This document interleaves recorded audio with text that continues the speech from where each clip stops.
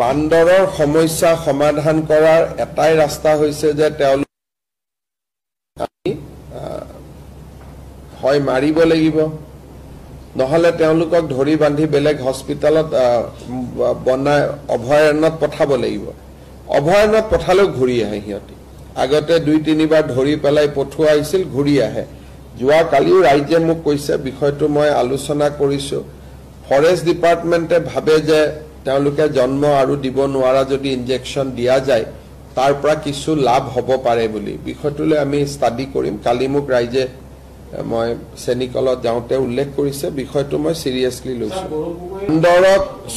বান্দৰৰ সমস্যা সমাধান কৰাৰ এটাই ৰাস্তা হৈছে যে তেওঁলোক হয় মাৰিব লাগিব নহলে তেওঁলোকক ধৰি বান্ধি বেলেগ হস্পিটালত বনাই অভয়াৰণ্যত পঠাব লাগিব অভয়াৰণ্যত পঠালেও ঘূৰি আহে সিহঁতি আগতে 2-3 বাৰ ধৰি পেলাই পঠোৱা হৈছিল ঘূৰি আহে যোৱা কালিও ৰাজ্যে মোক কৈছে বিষয়টো মই আলোচনা কৰিছো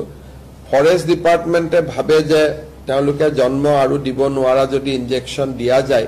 তাৰ পৰা কিছু লাভ হ'ব পাৰে বুলি বিষয়টোলৈ আমি ষ্টাডি কৰিম কালি মোক ৰাজ্যে মই সেনিকলত যাওঁতে উল্লেখ কৰিছে বিষয়টো মই সিৰিয়াসলি লৈছো